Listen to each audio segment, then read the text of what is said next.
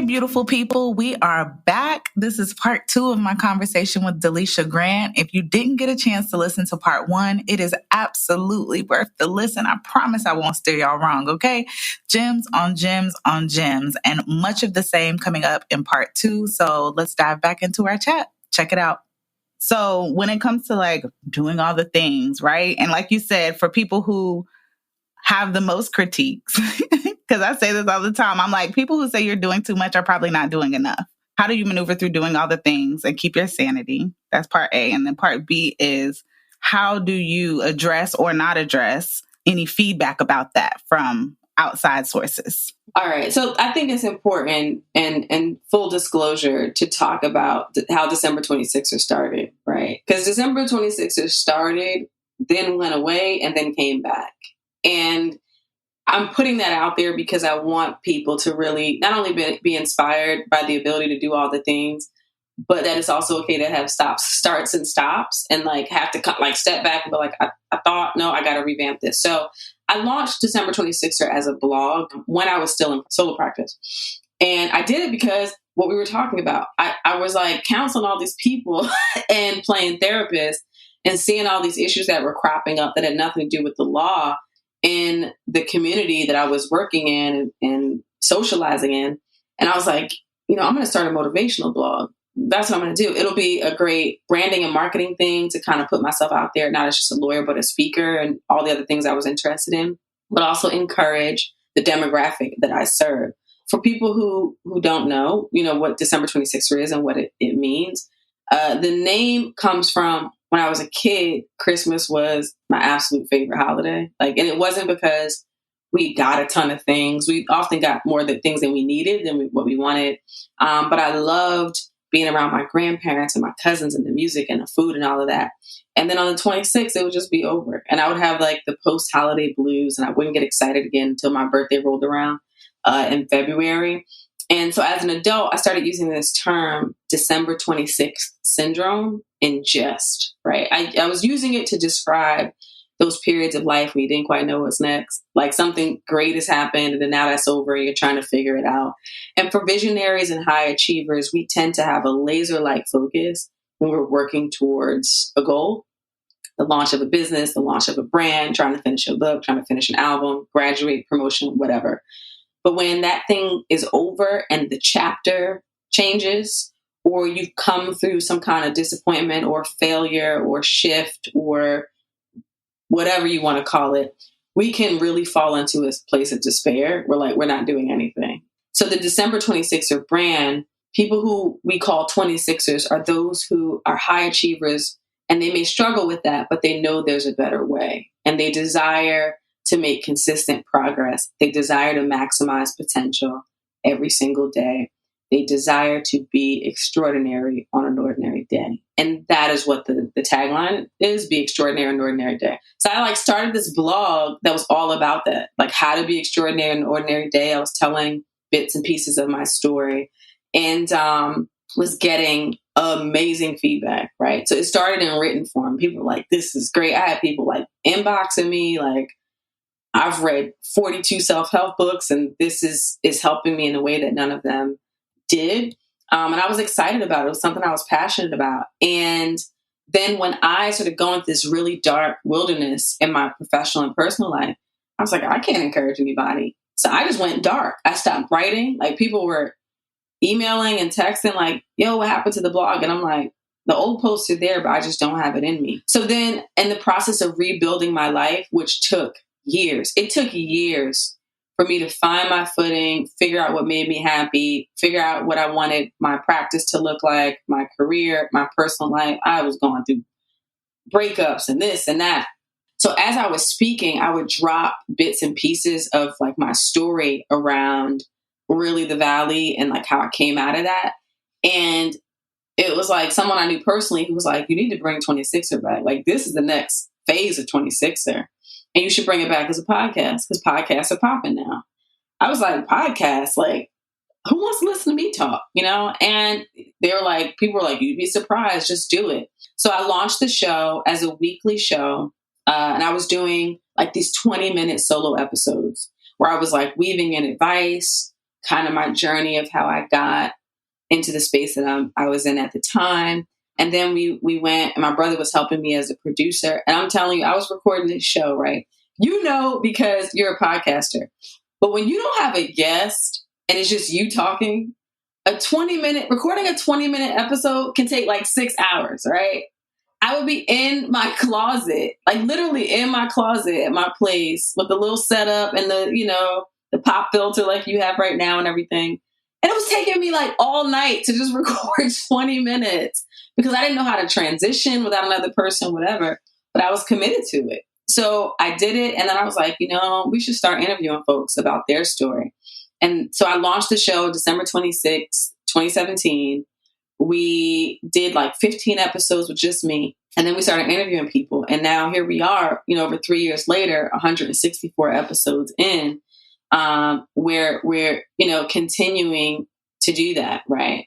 And I feel like I'm off your original question, but I wanted to give that background of like how the show started because it's important, right? Like what the show is today and like how we manage the show today. I want people to know, like I had this grand idea in 2013 and flamed out in the first year. And had I stuck with it then, I probably have 1 million followers by now, right? Because the people who were starting things the same time I did, who were on panels with me, some of them are names that you know. I won't say them, but people I started speaking on panels with are very well known now, okay?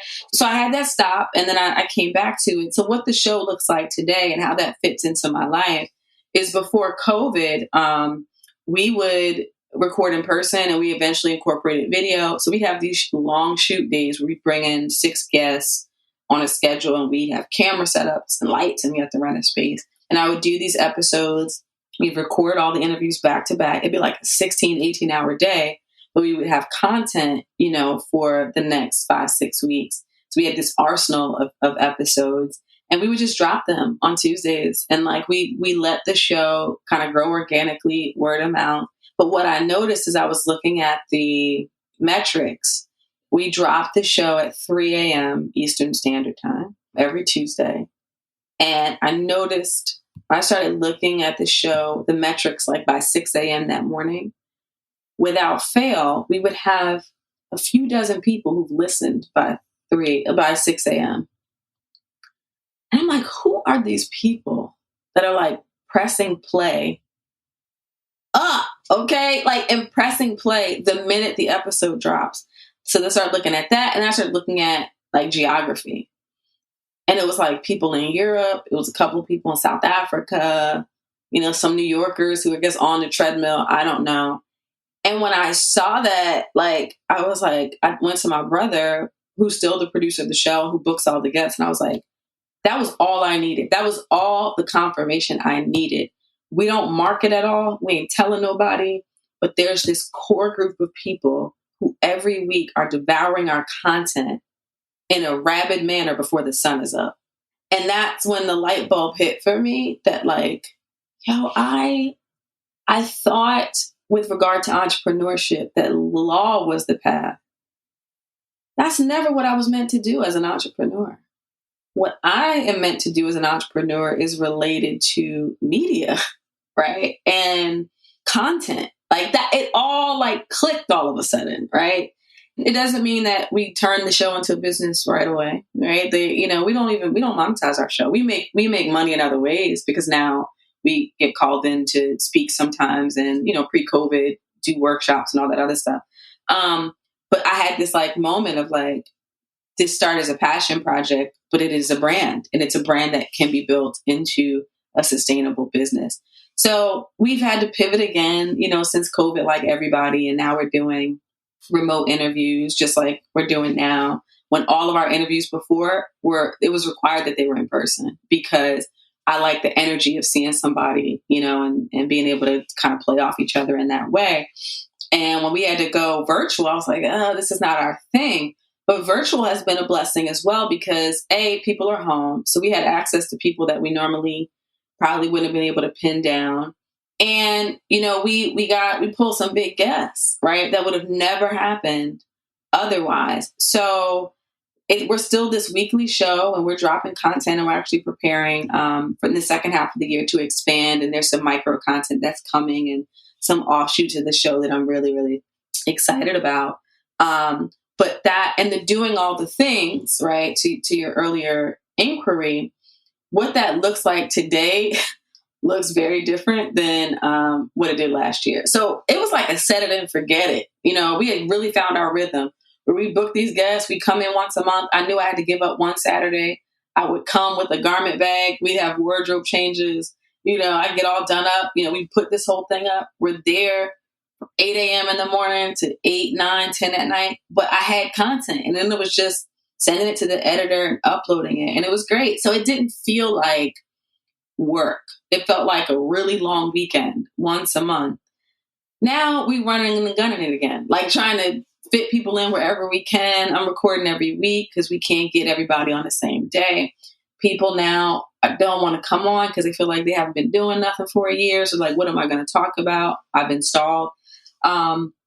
So we've had to find ways again to like the rest of the world, adapt. So I do feel like I'm doing all the things in a way that's not healthy again, right? With regard to this show. And I will be honest about that because it was easy to like do my real job, right? And then compartmentalize the show and like, okay, and then I have the rest of the month to myself.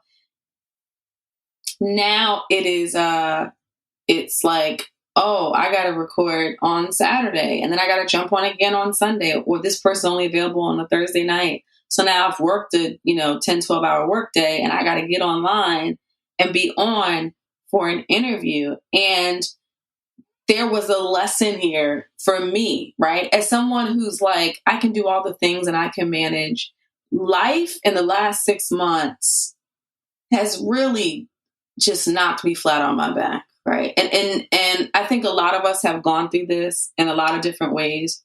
I came into 2020 so excited. I was like, this is going to be, and if you talk to people who were talking to me then, I was saying at the beginning of 2020, this is going to be a year of transition for me. It's going to be, I feel like we're going to be on the road, but I was looking at all the positives, right? We're going to be on the road speaking more. The show's going to grow. I'm really excited about it. It's going to be great. Like, I know there's something happening in the air. It's a shift in energy. And the year started incredibly strong. Like, all these opportunities were coming. We were getting calls about live events for the year. We were planning some live podcast events, whatever. My birthday was on a Sunday, February 2nd.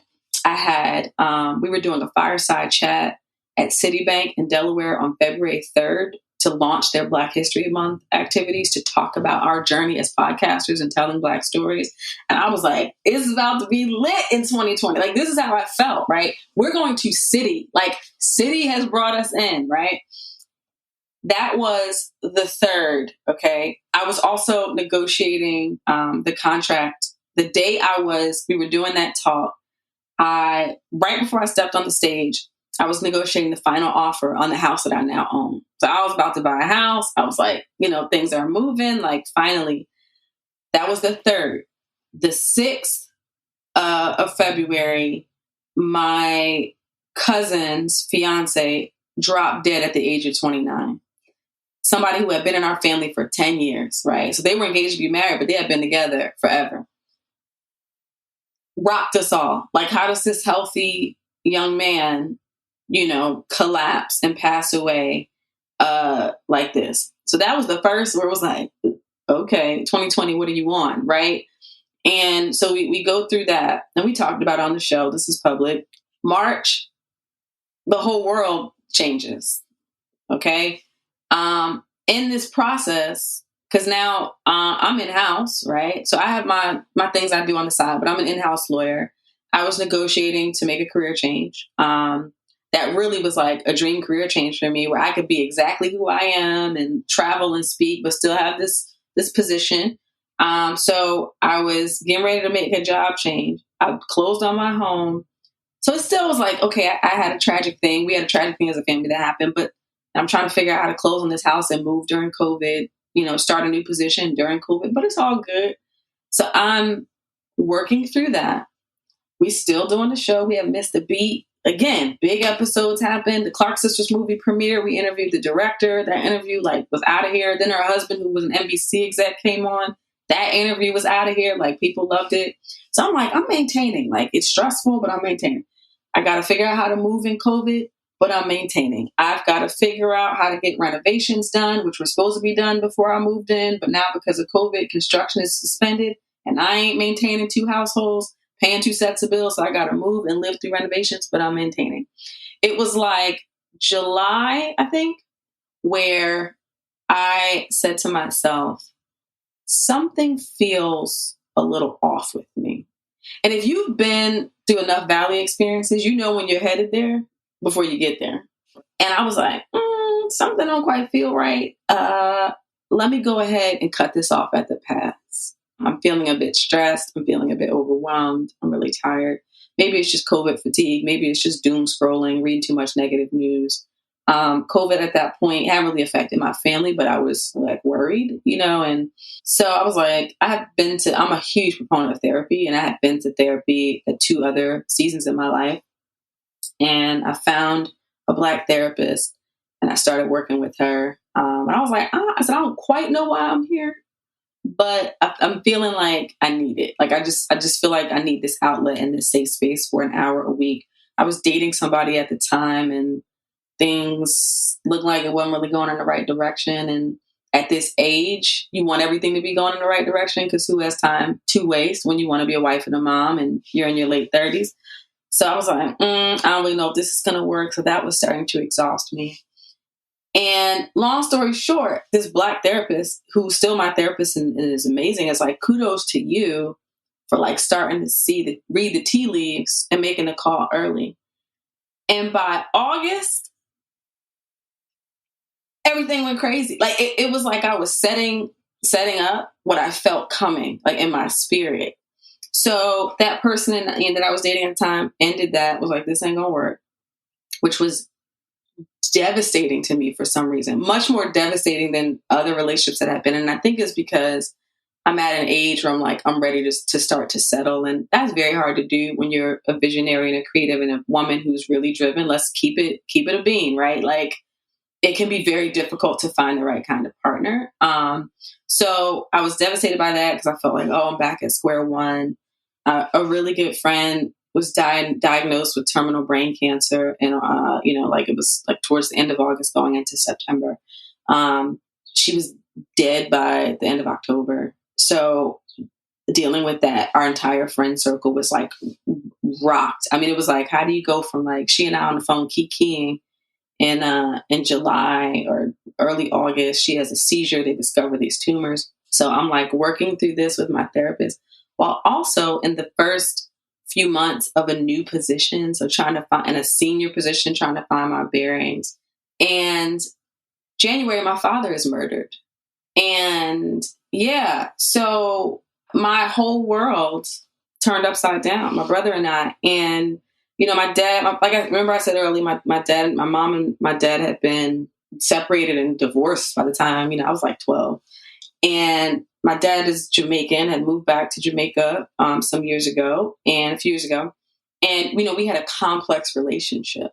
And so I get this call, from a cousin or a text, can you call me? And they're your dad was attacked by these men. There was some kind of dispute. They came back. He was attacked. At the time, I didn't know the gravity of what had happened.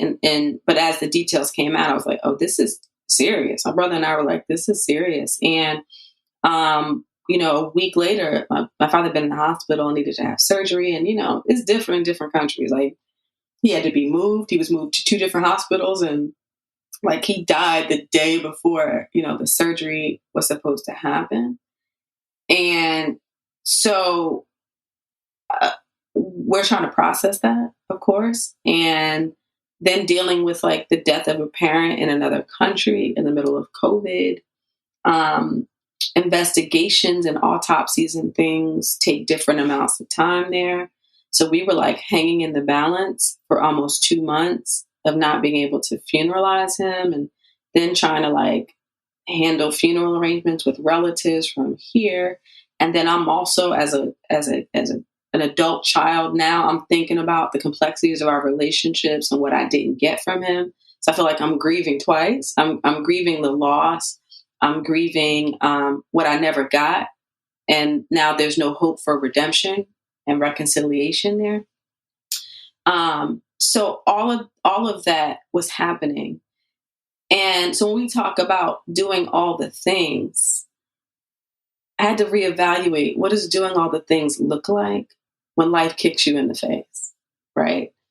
And now you're grieving, and you're grieving loss, and we all grieve all types of losses, right? I'm talking about death, but there's loss of relationship, there's loss of opportunity, there's loss of clients, there's loss of the vision that you thought your life was going to be, and it's not, right? You can be grieving that. There are many different things. And I'm somebody who likes to pull the curtain back on this whole IG image of like, I get up at 5 a.m. and I run, and then I have a smoothie, and I have my acai berries, and then I have my Goli gummies, and then I write for 3 hours. Then I respond to all my emails, and I get into work, and I have a work block from noon to 4, and then I meditate, and then I record content for the next 3 weeks.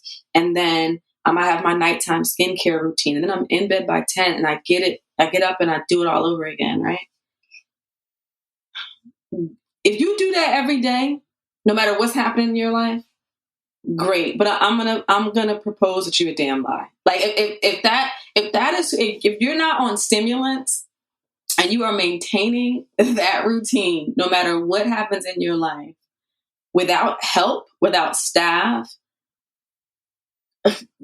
God bless you. Okay. Because for the last 2.5 months, all Dee has been doing is what she can do.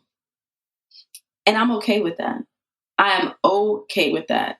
And some days that means I get up, I do the work that I have to do, I have a glass of wine, and I go to bed, right? And that's why, like, when you read the bio, I kind of chuckle, because all of it is true, but all of those things have never happened simultaneously, right? And so when we talk about like December 26er, and the whole premise is be extraordinary on an ordinary day, all of us have been living in the last year in a time that is not ordinary.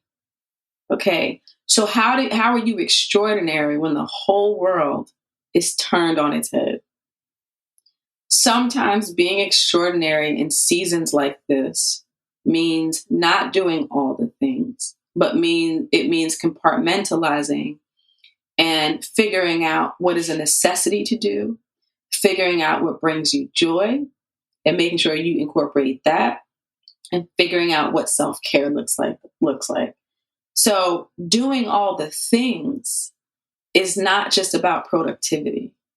Doing all the things is serving every piece of yourself, so that when things are difficult, you don't end up on a psych hold, right? Because you're trying to maintain the same level of productivity and swing for the fences, and life is just not designed for that at the moment, So while we've kept up the show and we've done it, which was like incredibly difficult to do, on the last, we had some episodes, like we had a couple where we were like, okay, the first 2 weeks, it was like, just air those, right? But we've continued in that way, and it's been fine. It's been a grind, but it was one of the things. It was one of the things that I said, this is a part of the work that I just have to do. But then we were like, okay, everybody else is kind of fatigued too. Like, it's hard to get people to do these interviews. What do we do? So we have something in the works where we're going to continue the show, but it's just going to look a little bit different for like a mini series that we're working on. And by the time your episode airs, that may have happened already. But it was important for me to talk about what's going on with me personally, because what I have learned doing this work of podcasting and speaking is that sometimes it has a reverse effect, and that people start to do the compare game. And even though we're talking about running your own race, they hear the race that I'm running and they're like, I really need to get my life together, And oh my God, she's doing this, that, and the third, and I should be in whatever. there are real life stressors that can prevent you from doing all the things, right? So exhausting potential and manifesting your vision is a process, and it's a process that doesn't have to happen all at once. And it doesn't mean that every day you're going to be able to give 110%. Sometimes it's going to be 40. But guess what? That's still a part of running your race and leaving it on the table. Definitely doing all the things, but more so doing all the right things for yourself and your business or your passions or whatever. So I completely agree with that. It's funny because I just committed to my first mastermind and brand coach.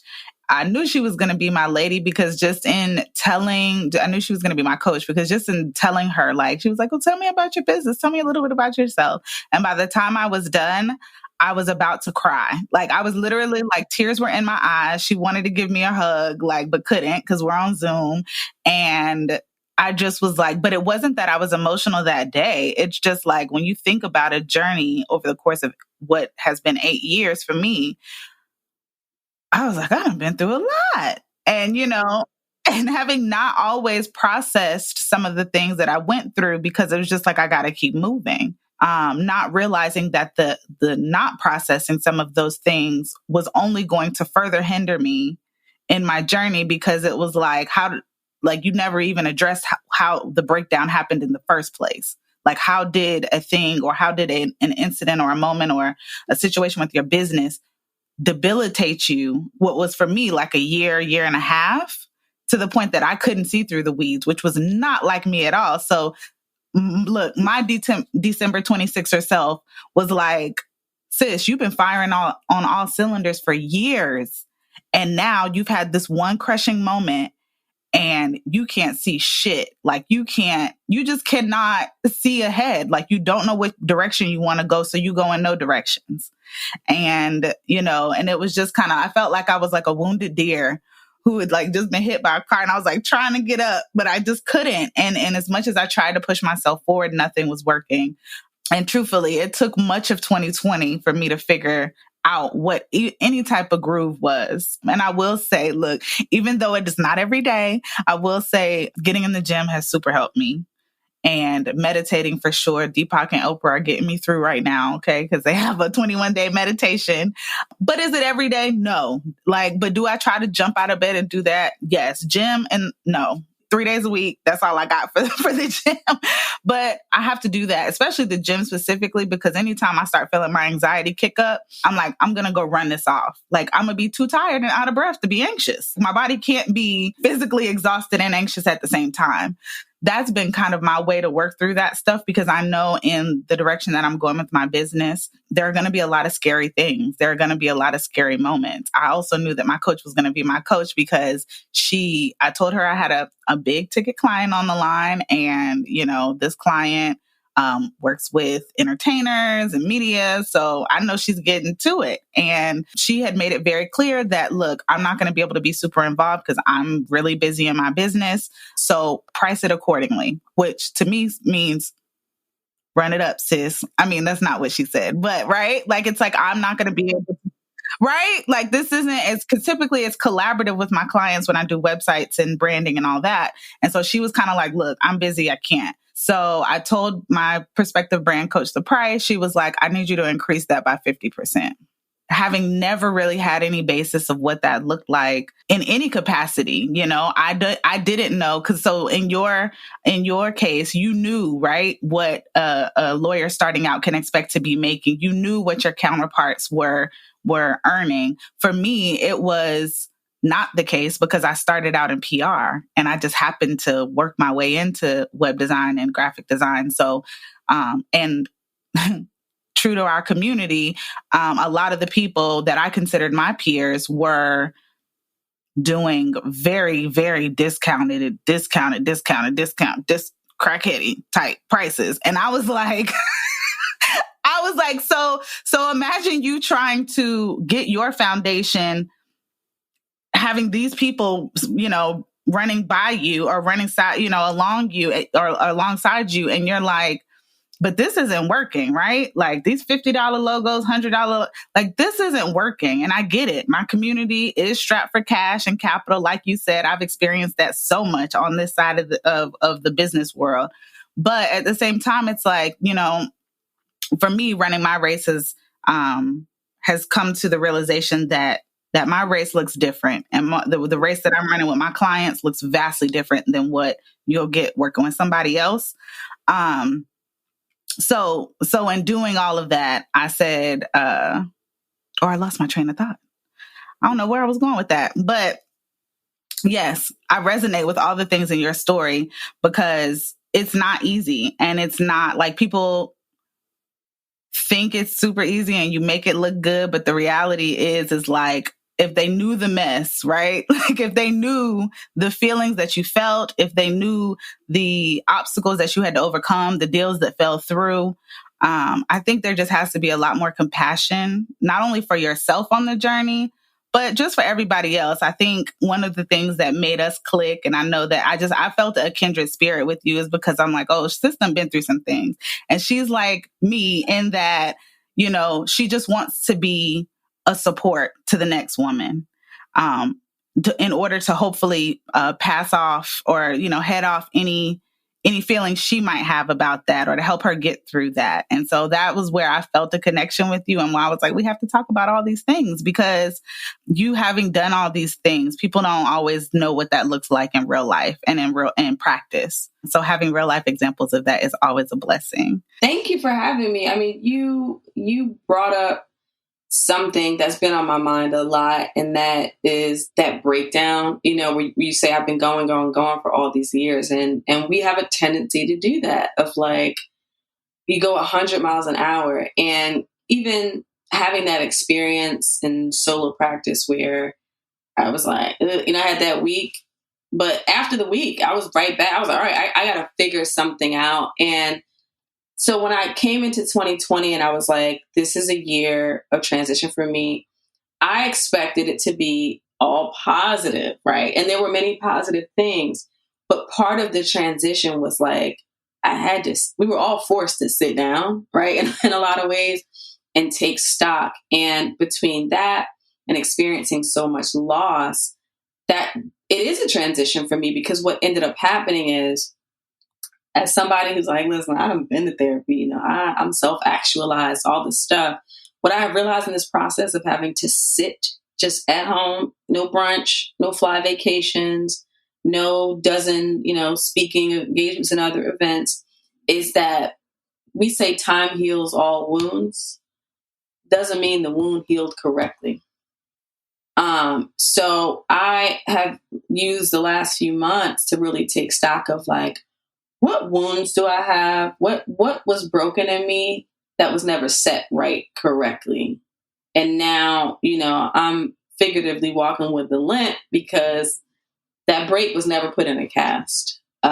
So I've been doing a lot of reflection in this, and something I encourage particularly Black women to do, because we've been socialized to rise to the occasion. Just keep going. So you'll figure it out. You can't see your way, but just keep getting up, keep, all of these things. And we also are not equipped sometimes to readily recognize the symptoms of depression and anxiety, because that doesn't always manifest as just I'm crying or I'm sad or I can't get out of bed or I'm having a panic attack.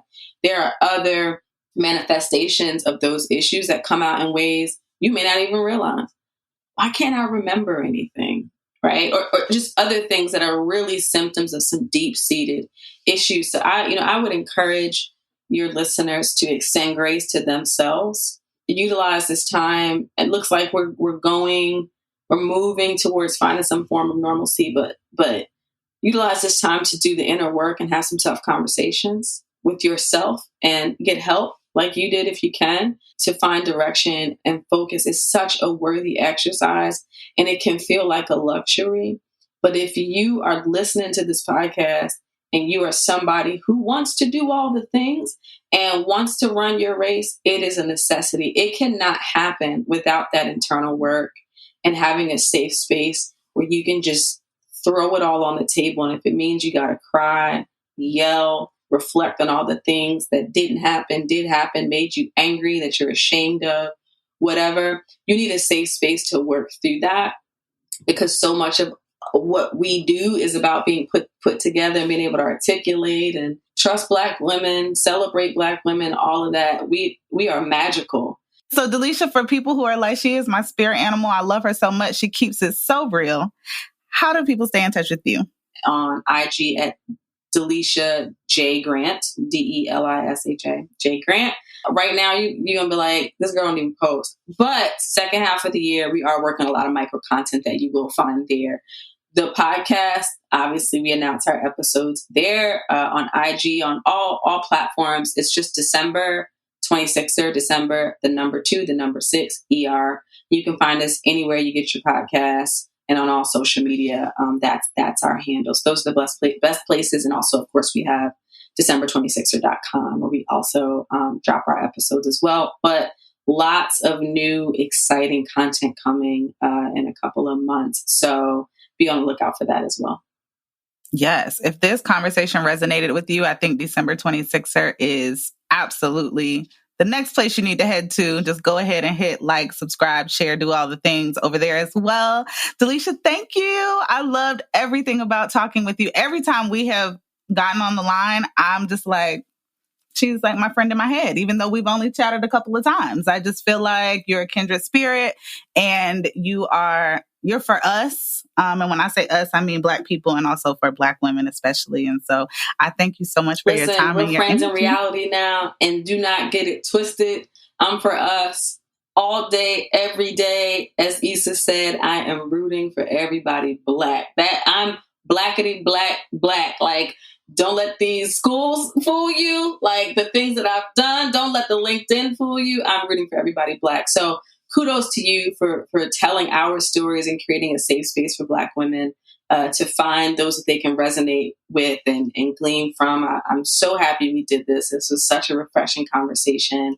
So I'm going to continue to support the work that you're doing as well, and praying for season 2 of the show and your continued success, both as a media maven and as an entrepreneur as well. Yes. Thank you so much, Delisha. I appreciate you always. Delisha, let me tell you something. Thank you, sis, for blessing the space with your presence and your story and your truth.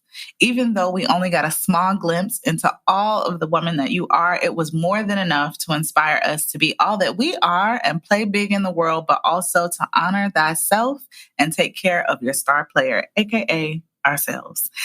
Y'all make sure to follow Delisha on Instagram at Delisha J Grant, and check out December 26er podcasts on all platforms, wherever you listen to your favorite podcast. If you take away nothing else from our conversation today, I hope you're encouraged to choose your unique path, choose what lights you up, choose what is calling you, and above all of these things, above everything, choose you always.